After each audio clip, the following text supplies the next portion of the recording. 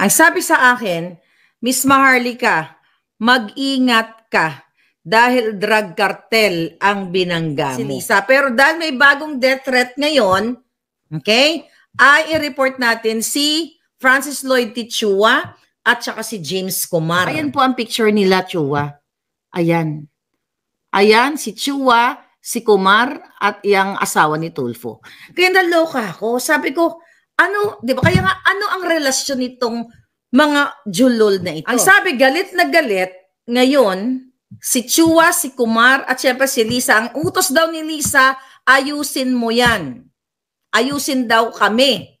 Ibig sabihin, gawa ng paraan na maliquidate kami o magurgor ayon sa ating puting ahas. Or ito nga mga kababayan, bago natin ituloy ang video na ito, kung bago ka lang sa aking YouTube channel baka pwede makahingi ng like at subscribe at click mo na rin ang notification bell para updated ka sa aking nilalabas na bagong video. Salamat po.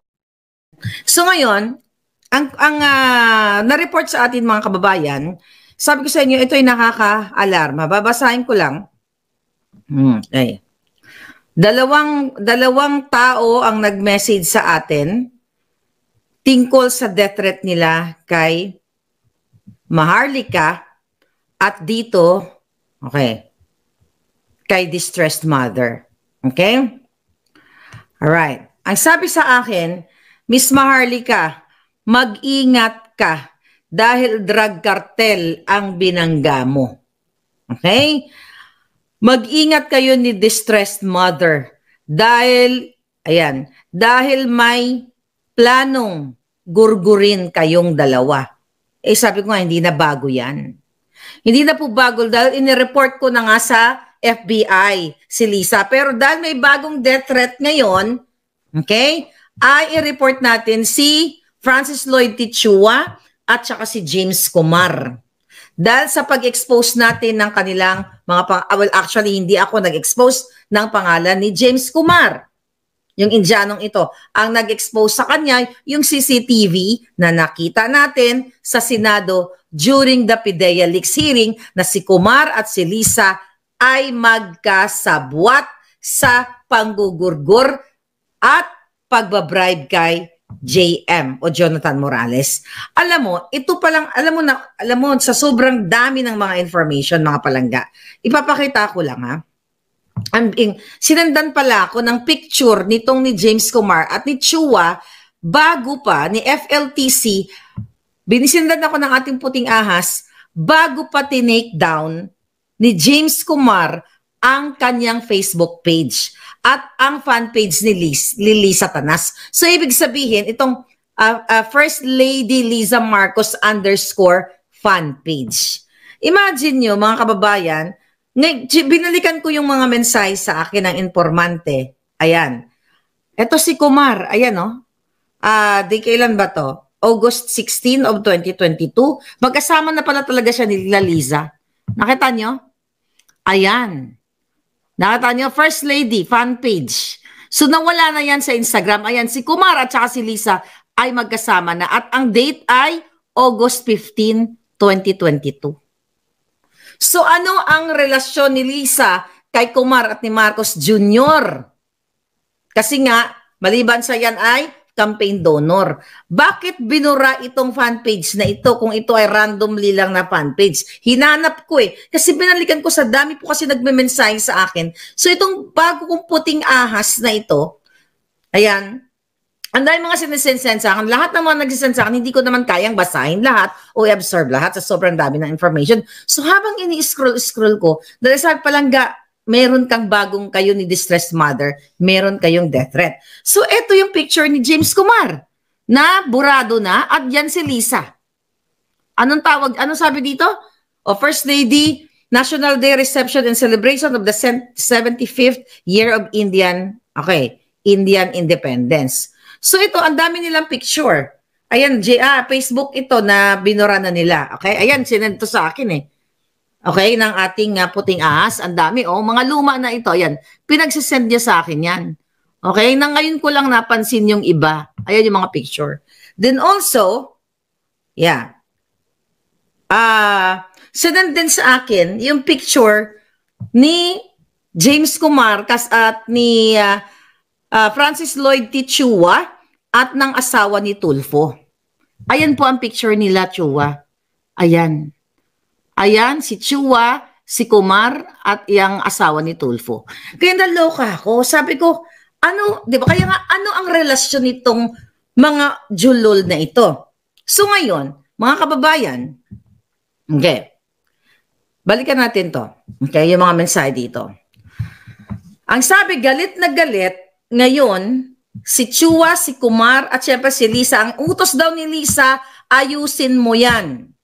Ayusin daw kami. Ibig sabihin, gawa ng paraan na maliquidate kami o magurgor ayon sa ating puting ahas or else. Di ba? Maapektuhan yung dealing nila ni Chua. Kaya daw ngayon, kabadong-kabado, itong si Chua, ayon sa ating source, di ba? Kung paano niya kontrolin ang information, kung paano niya ako kontrolin.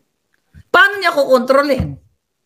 Paano mo ko kontrolin? FLTC ang bunganga ko. Dahil sabi ko nga sa inyo mga kababayan, kung gagawin ng Ombudsman Sandigan Bayan, lahat ng ahensya ng gobyerno, NBI, PNP, lahat imbestigahan ang mga crime na pinagagawa nito based sa ating mga information na nakuha at imbestigahan si Lisa, kalaboso lahat ang mga ito. Dahil may mga, sabi nga dito, meron silang mga eroplano. Miss Maharlika, hindi ka nila makontrol. Kaya Romanian ang titira sa inyo. Kailangan i-out mo to para malaman din at marinig ni distressed mother. Kinakabahan na sila sa iyong mga expose. Please mag-ingat ka sa kanila. Kay Chua, kay James Kumar. Dahil patatahimikin ka. Okay? Ngayon, ang mga koneksyon ng mga ito ay mga may mga cartel partner sila. Si Lisa Araneta Marcos at other business partners, sabi niya, ay, ay inaatasan itong si Chua at sila Kumar kung paano kayo mapatatahimik. Alright? So, kailangan mo silang i-expose.